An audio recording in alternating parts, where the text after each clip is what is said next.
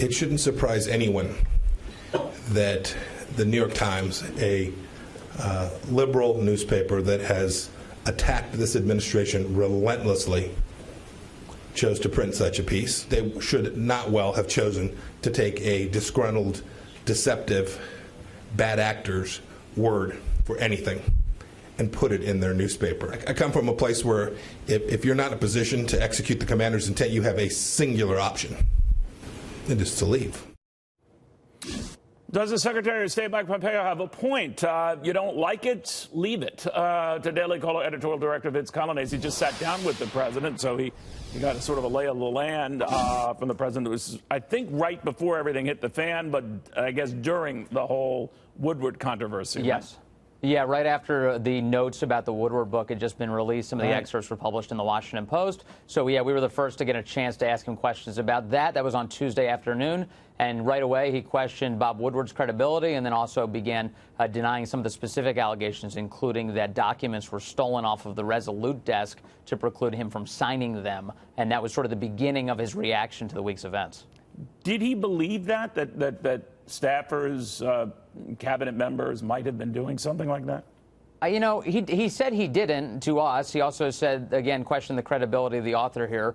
But I would say that, you know, the president has every reason in the world to be a bit rattled by the notion that the people around him are completely loyal. I mean, we've seen plenty of examples already. Omarosa, Michael Cohen, people personally recording him without his knowledge and then using it in public. Also, early in the administration, you recall, you had foreign leader phone calls leaking that the president was having. So the idea that people are within the government sort of sabotaging him and undermining him, that's been long running. And it's been plenty of evidence for that. And the New York Times piece is just the latest example of it. It's got to be frustrating for him because all of a sudden you are looking over your shoulder. You don't know who's on your side. You don't know who is taping you. I mean, it used to be that presidents tape staff members. Now it's the presidents have to worry about staff members taping them. Everything seems upside down here. Is he frustrated, or did he convey that to you? And again, this is before this so-called anonymous editorial in the Times that his own team was working against him. It obviously weighed on his mind. We tried to move on to some other questions, and he brought us back to the Woodward book and just said people can write anything they want. And he was sort of insistent that there are so many lies out there about him. But I think one of the most sort of illuminating moments about how he is in Washington was we were having a conversation about how he constantly encourages countries to pay their own way when it comes to their protection, and is often talking to people within D.C., even in his own administration, saying, why is it that America pays so much to defend rich countries around the world? The reality is President Trump is one of the few people who spends any time thinking about that question. And I asked him if he felt alone. I said, do you feel alone in that view? And his response to me, said with gravity, was amazingly alone. He says that even the generals he talks to don't agree with him, and he feels like he's alone in that view in Washington. And I saw that as that's a template for the way Trump is, the president, with everything in D.C. D.C. doesn't like him. Washington, D.C. does not like this president.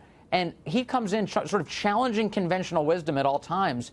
And as a result, I think you see D.C. sort of going through the growing pains of having to deal with him and a president that has such an unconventional approach to the world. But this is the guy the American people elected. They brought him in for this very reason. And institutional D.C. is very uncomfortable about that. Does he express to you, or did he, any hope, and he's conveyed this in this tape conversation with Bob Woodward after the book had already been put to bed, that the economy's great, markets are doing great, I'm presiding over one of the best economic environments we've seen in decades, and then that is what he can fall back on, and that invariably is what he argues and falls back on, all the critics notwithstanding. Is that, and was that the centerpiece of his argument to you? Well, yeah, quite literally, because he had a piece of paper on the Resolute desk when we were talking to him in the Oval Office with all of his accomplishments printed on it. And he said he had it printed out just for us because he figured we were going to ask about the Woodward book. So sure enough, he hands it to us, and it's exactly what you're saying, talking about the economy and how good he's done for the United States. That's where he wants the focus to be, it seems. So he has that list of accomplishments, and that's what he's proud of. That's where he thinks the attention should be. I know you don't do one of these Barbara Walters psychological interviews, and I'm not meant to besmirch her, but did you get a sense from him that he was taking any responsibility is too strong a word, but any of the blame for what's going on. Maybe his style, maybe his demeanor, maybe there's a better way to get what you want without always being the rambunctious bull in the china shop, or however you want to frame that. Yes. This is something that he helped create, and a palace revolt that he might have triggered. Well, he was characteristically Trumpy. I mean, he definitely saw problems in the media. He sees problems with all of the people who constantly attack him. He picked out people he identified as sort of phony Republicans who were brought on television to regularly attack him, all of the sort of classic enemies that he might pick out. But something interesting that happened that sort of fits within the mold of what you're talking about is we asked him about Colin Kaepernick and Nike in this exchange. And I kind of expected him to sort of go after Nike principally and only and just say that Nike was doing horrible things. And he did. He did say that Nike was sending a terrible message. But simultaneously, he also said that's one of the things that makes this country great, that a company can make a decision like this even though a bunch of people disagree with them. And it struck me as one of the sort of the most unique moments for Donald Trump because he doesn't often take that tact. And I know you know that, of course. That's very, very interesting. Good stuff, my friend. Thank you very, very much. It's kind of nice to talk to you.